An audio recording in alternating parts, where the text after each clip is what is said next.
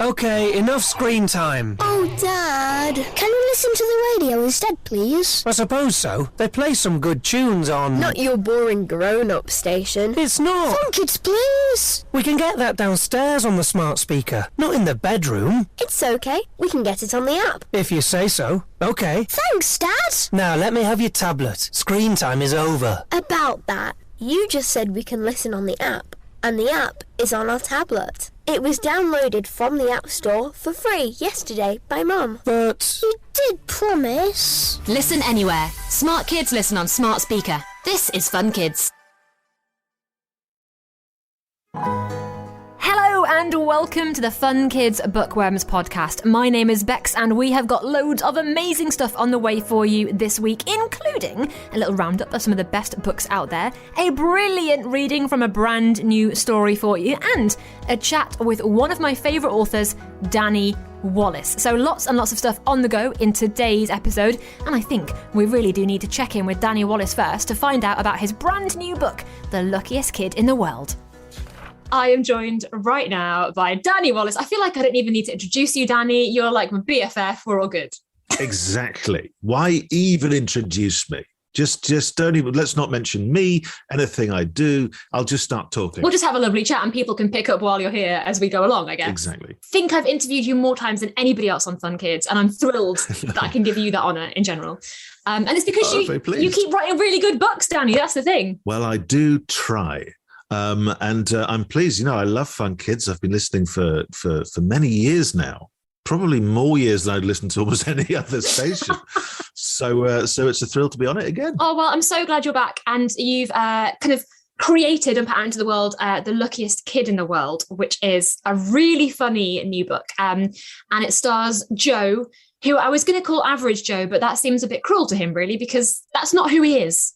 Well, exactly. And yet it is in a weird way. Joe is an average 10-year-old boy, and nothing is wrong with that whatsoever until he wins a competition. And he did not enter this competition. He did not want to enter this competition. He'd never heard of this competition, but he wins it. And he is named the most average child in Britain. And he doesn't really know how to think about that, at the start, but he gets a nice medal and some attention, and it's something to kind of tell people about. It's quite nice. And then he starts to get kind of the spoils, which means, he starts to get things delivered to his house, free toys, and maybe the odd hamburger, and a video games truck turns up. And all these people just want to know what the average kid makes of their stuff. Is our toy good enough? What do you think of this new water park? Would you like to come to this massive, amazing restaurant and just eat as many incredible hamburgers and hot dogs and pizzas and chicken nuggets as you can possibly fit in your average tummy? And if so, just tell us what you think, because suddenly he finds himself having to sort of give advice because he is the average kid. So everyone wants his opinion on everything. And that starts to get a bit annoying for poor Joe. He gets a bit self-important maybe because he starts to realize that his advice kind of really matters to everybody. But then he starts to think, is anyone really average? We've all got strange little things about us. We've all got weird little quirks. We've all got something very special about us. And he starts to worry that maybe that's getting lost along the way somewhere. As you mentioned, that he does get a little bit self-important, a bit pompous, because how could you not? If you're being told, how could you not? Your opinion is the most important of all of the opinions, you're like, well, bring it on. Absolutely. Yeah. I would fall into that trap as well. Wouldn't you, surely? Oh, of course. And there's a strange thing, because the more he's told that he is the most average kid in the country, the more special he becomes, because he is the most average, which makes him kind of like special, which makes him less average. So he gets very sort of confused by it. And really, it has a kind of an effect on the family. It has an effect on his friendships, because he's getting all this stuff and maybe they're not. And he starts to kind of think about his old life and what really is important to him. Because, you don't want every single high street to be the same. You want high streets in town to be quirky and weird and to have something special about them. And so if everything's always just the same and just kind of just just the most average. If every burger tastes the same, if every meal is the same, if every kid gets the same thing for Christmas, well, maybe that's not the right way to do things at all. I won't lie. When I was reading it, a part of me was like, I would love to be able to taste test burgers and chicken nuggets and hot dogs. Well, sign me up. That's the glory of how it begins, isn't it? It's just like this incredible experience that he kind of goes through with, getting all these like companies to kind of going, would you test out our new phone for us? Yes, please. Can we put a video games van outside your house and you tell us what you think of these games? You won't have to go to school because this is important stuff. Well, all right then. So he lives the dream for a while. And also as a kid, I know I personally didn't want to be normal and average. I wanted to be interesting. And of course I was normal and average. And I remember entered a competition to get Mr. Blobby to come to my school just because I was like, but that'll put me on the map. That'll make me different. That'll make me exciting. So I can see what Joe's going through. Like, it's pretty cool to be different and to be special and to be told by grown-ups as well that you're important. Yeah. And the thing is, like, everyone is, right? That's the thing. Even though you didn't manage to get Mr. Blobby to come to your school, you were still Bex, and here you are now doing your incredible stuff. So I don't need Mr. Blobby. He needs me now. Exactly. Yeah. So we've all got these things, and none of our parents are average. Everyone's mum does something unusual and weird that makes her special. Everyone's dad has got something odd about him. I say odd. I mean, special. I shouldn't say odd. So we all have these unique kind of things about us, and I think that's what Joe starts to discover. You're really good at writing like family dynamics from this book and the last book and all the books previously. You always create lovely families that have in-jokes and kind of have those kind of, and also just the way they react to the people around them, like the street funniness and the street jokes as well. Like you clearly love like writing those families. Yes, I like, I do. I've got a lovely family, and I do look out for the funny stuff that happens kind of in ordinary life. Like you mentioned, street humor, which is something I've noticed just people do. It happens, it's mainly grown-ups, and they've got like three jokes, and they always do them. So if someone notices someone carrying some flowers, they'll go, "Oh, you shouldn't have," and everyone has to laugh a lot. Or you'll walk past someone and they're mowing their lawn, and you have to go, "You can do mine next," and everyone laughs. And so it's I like those little things that kind of that happen in everyday life and happen on the average street, but which still makes that street a great place to be and special in its own way. I won't lie though, I have found myself saying, "Oh, you shouldn't have," when somebody else got flowers. And I was like, I hate myself. Yeah, well, that just means you're good at street humor. That's all that means. If you see someone trip, you've got to go, enjoy your trip. Or if it's raining, you have to go, "Nice weather for ducks." Oh God, it's so true. And send us a postcard from the trip. That's always a classic. When you were a kid or when you were grown up, what is the luckiest thing that's ever happened to you? My mum will never, ever let me forget the day I was in Weston-super-Mare, and there was, arcades, and there was like dodgems and things like that. And there was something stuck to the bottom of my shoe, and I couldn't get rid of it. And I thought it was chewing gum, and I was like, "Oh no!" And then I looked, and it was a £5 note. And that was my afternoon sorted. I couldn't see anyone who'd lost it. There was no one around. So I just thought, well, maybe I should, I'll put this to good use. And so that was dodgems and candy floss and a couple of arcades. And my mum still goes on about it now, like 35 years later. Yeah, because the ending of every good story is always, "And then I found a fiver." Yeah. And it literally happened to you. Oh, there's nothing better than thinking that you've got chewing gum or something on the bottom of your foot, thinking, "Oh, well, this is going to be a bad day." Looking, it's a fiver. Pretty good. That's a copy of the Beano and some sweets. I love that you immediately like, that is going on food, that is going on things to play with, that is going on toys. That's going on right now. As it should do. Yeah. And I also love that your mum didn't stop you. She wasn't like, "Oh, maybe save it for something." She's like, "Yeah, fine." Yeah, just go off and do it. Absolutely. It was pennies from heaven. You also had, you've got an amazing illustrator for your last two books. And it's, I want to say Corel. Is it Gemma Corel or Coral? I've always said Gemma Coral, but we could give her a double-barreled name and call her Gemma Coral Corel. And that way we're completely right. And she sounds very posh. She is fantastic. And she has been able to, one of the great things when you've written a book is when you work with an illustrator and they then put their own spin on things and they find little jokes that maybe you hadn't spotted, or warmth, or they're able to, just create that world or extend it a bit and give you new ideas as well. So she's really done that in The Luckiest Kid in the World. And they're simple drawings with loads of heart. I have to say, the vibe of your words and her drawings reminded me very much of Jacqueline Wilson and Nick Sharratt. Oh, good. It seems like a really good combination, like a really lovely kind of, you bring out the best in each other, I would say. Oh, well, I'm a big fan of hers. And it's always exciting when you get them back for the first time and you see, and also when you read the book to someone. And I've always noticed, like, I remember when I was a kid and someone would read a book to me, I would always stare at the illustration and wait for it to be explained in the words. And I have that now when I read these books to my daughter, and I can see she's just staring at the illustration and waiting for it to make sense.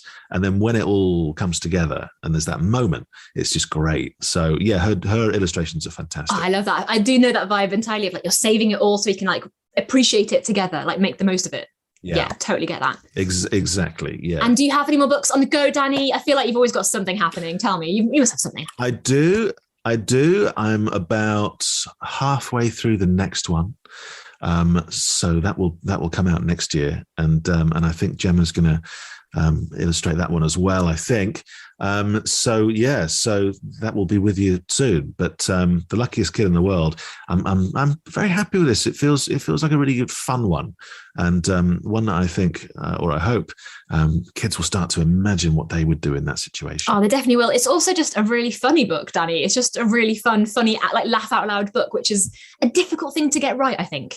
I always remember the first time, reading as a kid, when I realized that these just words printed on a page could just make you laugh out loud. And I remember that feeling. And that's what I really hope happens with this book, that parents can hear their kids in a different room laughing, or that kids laugh and then want to go and tell their parents what they've just read.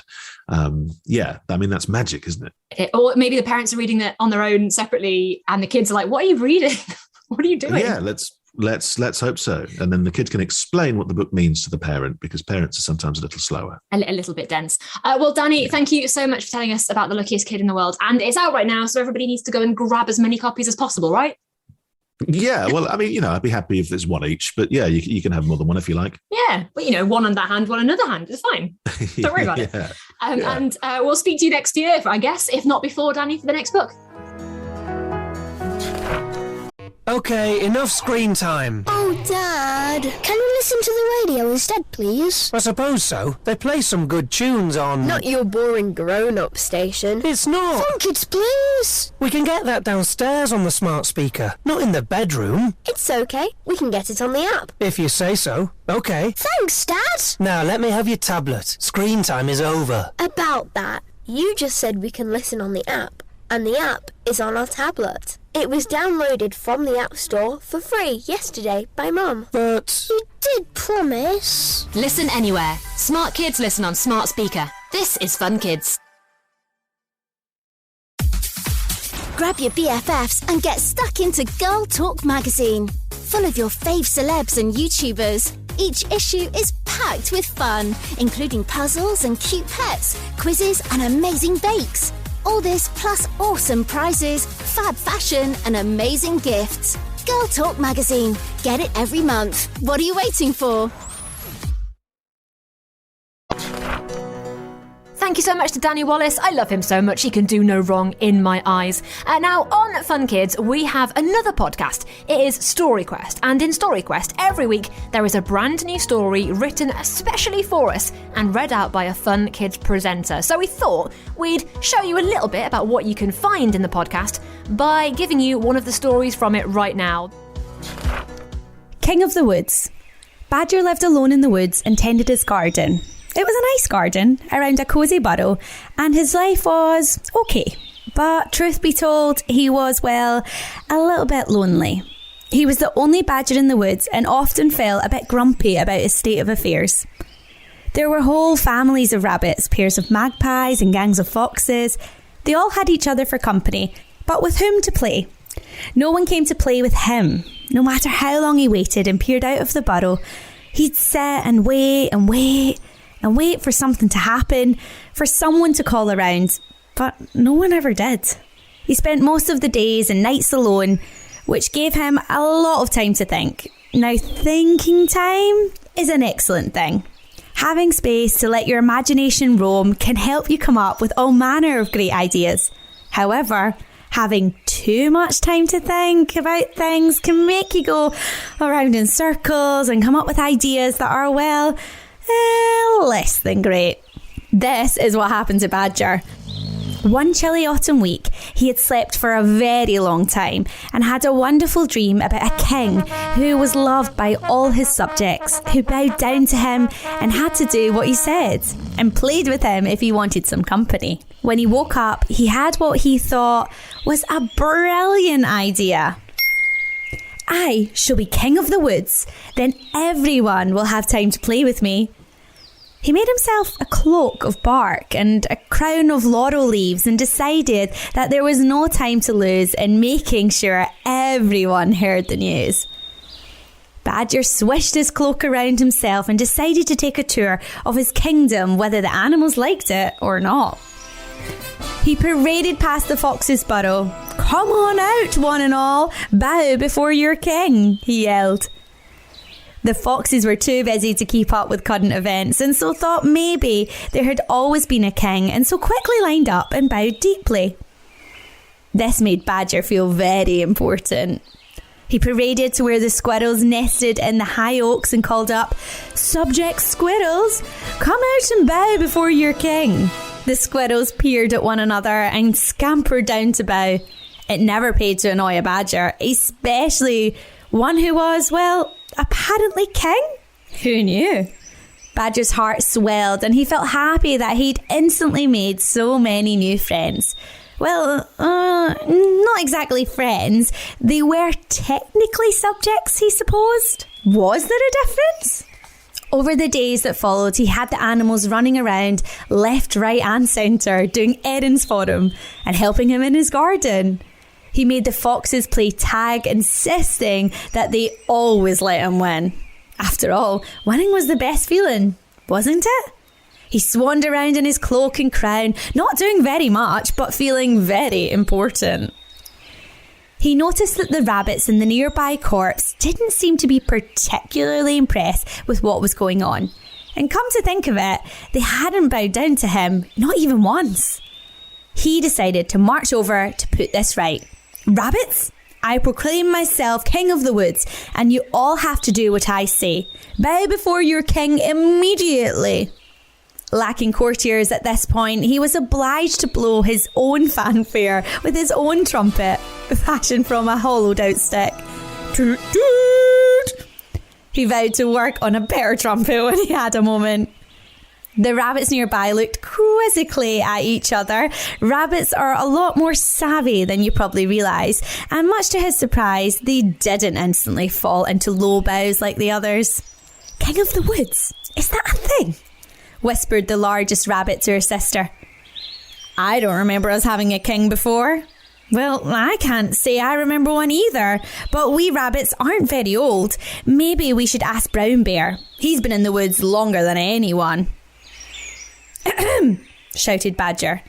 "If thee dost not bow, I shall throw thee into thy forest jail." Ignoring the very frustrated looking Badger, they hopped over to the bear's lair, which was a dark cave in a shady corner of the woods.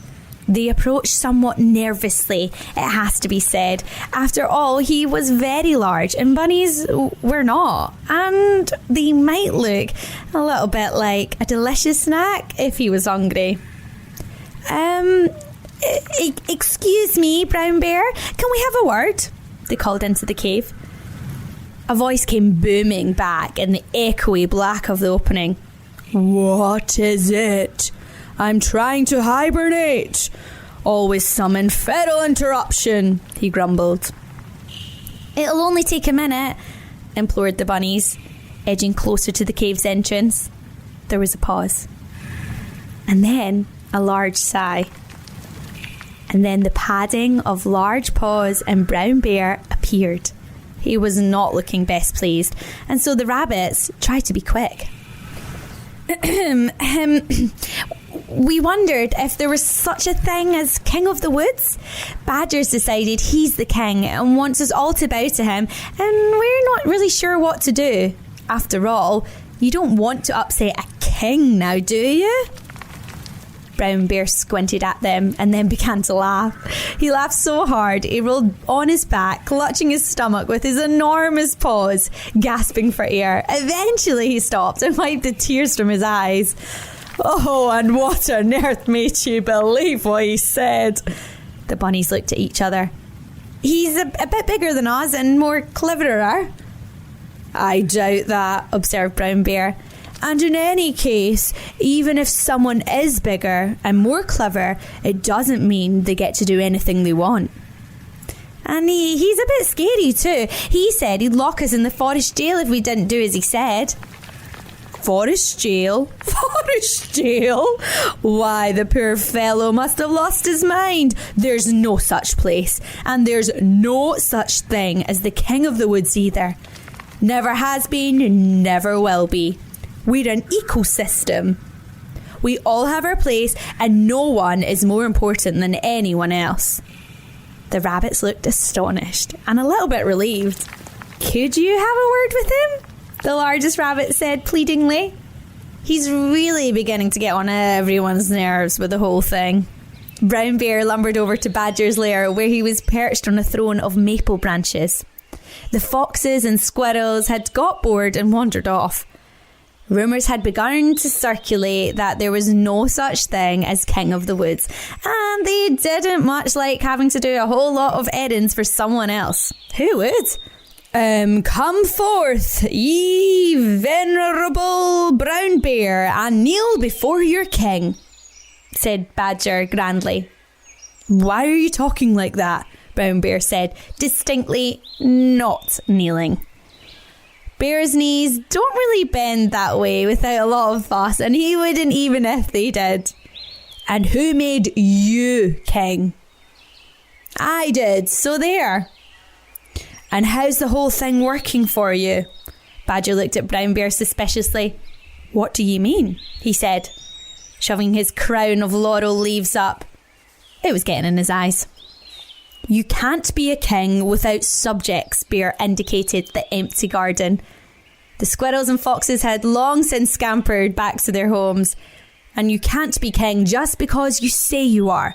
Come on, old fellow. See sense. Badger's shoulders slumped. But as king, people have to play with me and do what I say. No one did before. I was lonely. Bear felt a bit sorry for Badger and put a paw on his shoulder. You don't need to be a king to make friends.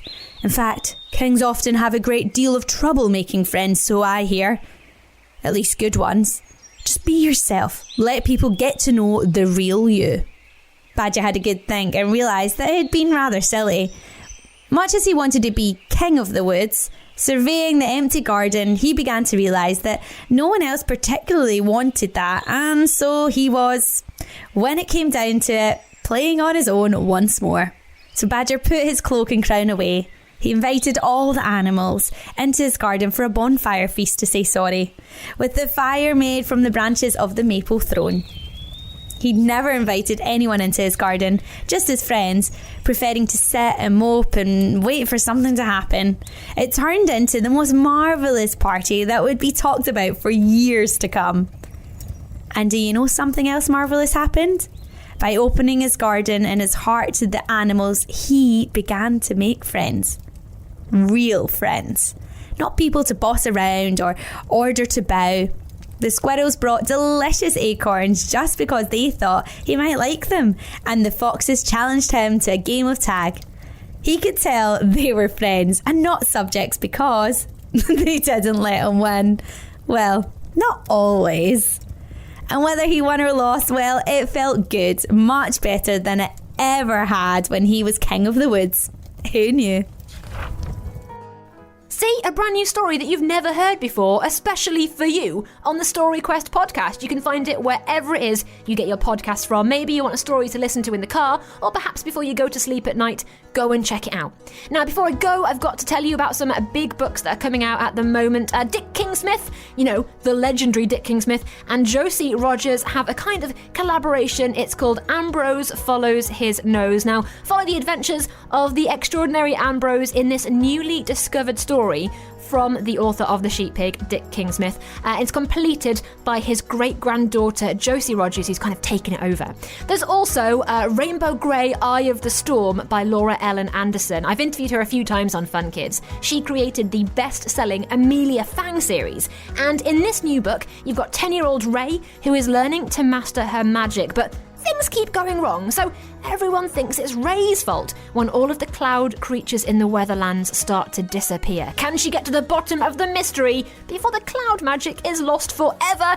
Go and check out Rainbow Grey, Eye of the Storm from Laura Ellen Anderson. It looks like it is a beautiful book. That's pretty much it for Bookworms this week. Thank you so much if you've listened, downloaded it, tell your friends about it. Go subscribe, like, follow it wherever it is you get your podcasts, and we'll be back super soon with loads more authors and loads more stories. See ya! Hey kids, time to get to school. Can we have Fun Kids in the car? I think it'll have to be my station this morning, kids. I'm not sure we can get Fun Kids in the car. Yes, we can. We've got Apple CarPlay. Yes, but I'm not sure how we do it. I know. The Fun Kids app works with CarPlay or Android Auto, like Nikki's mum's car has. So, Dad, all you need to do is plug your phone into the car and you'll see the app appear on the dashboard. True, but, I was going to drive Mum's car today as mine has to go to be fixed. That's okay. You can connect your phone through Bluetooth in Mum's car. Where do you get all these facts? You should listen to Fun Kids more. Take Fun Kids with you. Download the app, and when you're in the car, you can Bluetooth it or connect it to Apple CarPlay or Android Auto.